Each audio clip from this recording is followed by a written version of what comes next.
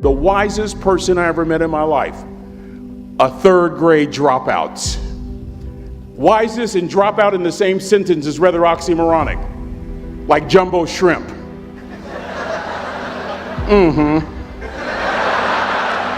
And it's not oxymoronic for me to say third grade and dropout. That third grade dropout, the wisest person I ever met in my life, who taught me to combine knowledge and wisdom to make an impact, was my father. A simple cook. Wisest man I ever met in my life. Just a simple cook. Left school in the third grade to help out on the family farm, but just because he left school doesn't mean his education stopped. Mark Twain once said, "I've never allowed my schooling to get in the way of my education." My father taught himself how to read, taught himself how to write, decided in the midst of Jim Crowism, as America was breathing the last gasp of the Civil War, my father decided he was going to stand and be a man. Not a black man, not a brown man, not a white man, but a man. He literally challenged himself to be the best that he could all the days of his life. A third grade dropout daddy who was quoting Michelangelo, saying to us, "Boys, I won't have a problem if you aim high and miss, but I'm going to have a real issue if you aim low and hit." A country mother quoting Henry Ford, saying, "If you think you can or if you think you can't, you're right." I learned that from a third grade drop. Simple lessons. Lessons like these. Son, you'd rather be an hour early than a minute late. We never knew what time it was at my house because the clocks were always ahead. My mother said for nearly 30 years, my father left the house at 3:45 in the morning. One day she asked him, "Why, Daddy?" He said, "Maybe one of my boys will catch me in the act of excellence. I want to share two things with you." Aristotle said, "You are what you repeatedly do." Therefore, excellence ought to be a habit, not an act. Don't ever forget that. I know you're tough, but always remember to be kind. Always. Don't ever forget that. Never embarrass mama. Yeah. If mama ain't happy, ain't nobody happy. If daddy ain't happy, don't nobody care. But I'm trying to tell you. Next lesson. Lesson from a cook over there in the galley. Son, make sure your servant's towel is bigger than your ego. Ego is the anesthesia that deadens the pain of stupidity. Y'all might have a relative in mind you want to send that to. Let me say it again. Ego is the anesthesia that deadens the pain of stupidity. Pride is the burden of a foolish person. John Wooden coached basketball at UCLA for a living, but his calling was to impact people. And with all those national championships, guess what he was found doing in the middle of the week? Going into the cupboard, grabbing a broom, and sweeping his own gym floor. You want to make an impact? Find your broom. Every day of your life, you find your broom. You grow your influence that way. That way you're attracting people so that you can impact them. Final lesson.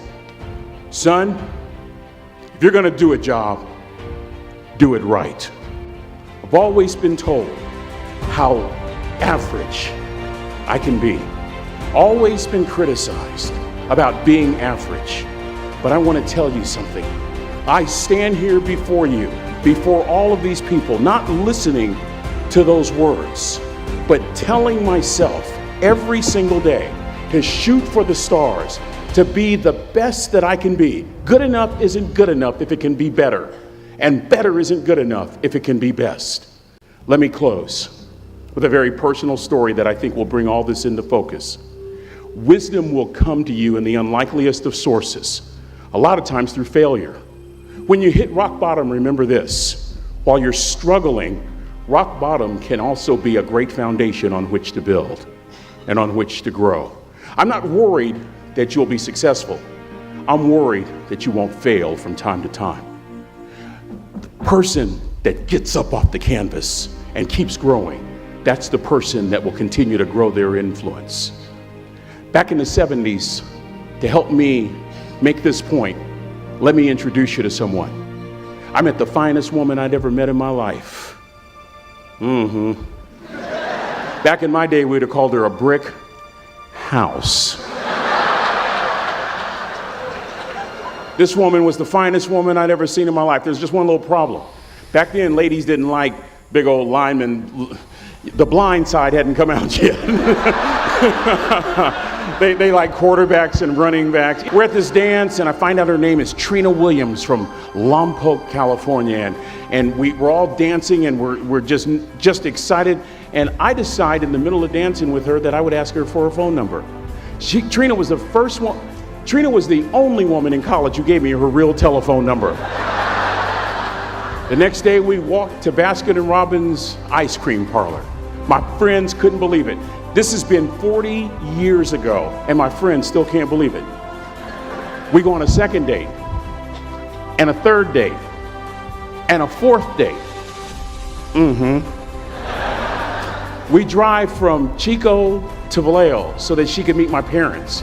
My father meets her.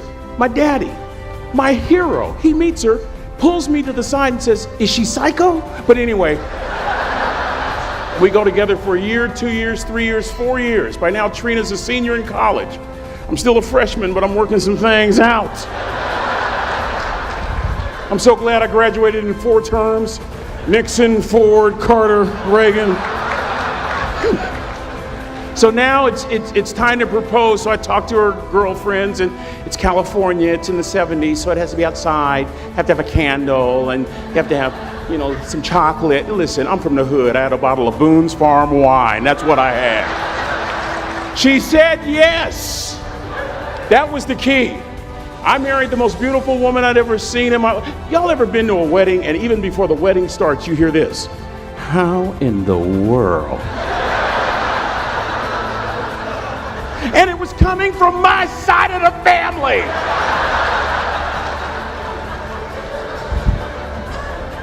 We get married, we have a few children, our lives are great. One day, Trina finds a lump in her left breast. Breast cancer. 6 years after that diagnosis, me and my 2 little boys walked up to Mommy's casket. And for 2 years, my heart didn't beat. If it wasn't for my faith in God, I wouldn't be standing here today. If it wasn't for those 2 little boys, there would have been no reason for which to go on. I was completely lost. That was rock bottom. You know what sustained me? The wisdom of a 3rd grade dropout. The wisdom of a simple cook. We're at the casket. I'd never seen my dad cry. But this time I saw my dad cry. That was his daughter. Trina was his daughter, not his daughter-in-law. And I'm right behind my father, about to see her for the last time on this earth. And my father shared 3 words with me that changed my life right there at the casket. It would be the last lesson he would ever teach me. He said, "Son, just stand. You keep standing. You keep standing, no matter how rough the sea, you keep standing." And I'm not talking about just water. You keep standing. No matter what, you don't give up. And as clearly as I'm talking to you today, these were some of her last words to me. She looked me in the eye and she said, "It doesn't matter to me any longer how long I live. What matters to me most is how I live." To ask y'all one question, a question that I was asked all my life by a 3rd grade dropout. How you living? How you living? Every day ask yourself that question, how you living? Here's what a cook would suggest you to live this way. That you would not judge, that you would show up early, that you'd be kind, that you'd make sure that that servant's towel is huge and used, that if you're gonna do something, you do it the right way. That cook would tell you this, that it's never wrong to do the right thing, that how you do anything is how you do everything. And in that way, you will grow your influence to make an impact. In that way, you will honor all those who have gone before you, who have invested in you. It is with great honor that I say all your life, look in those unlikeliest places for wisdom. Enhance your life every day by seeking that wisdom and asking yourself every night, how am I living? May God richly bless y'all. Thank you for having me here.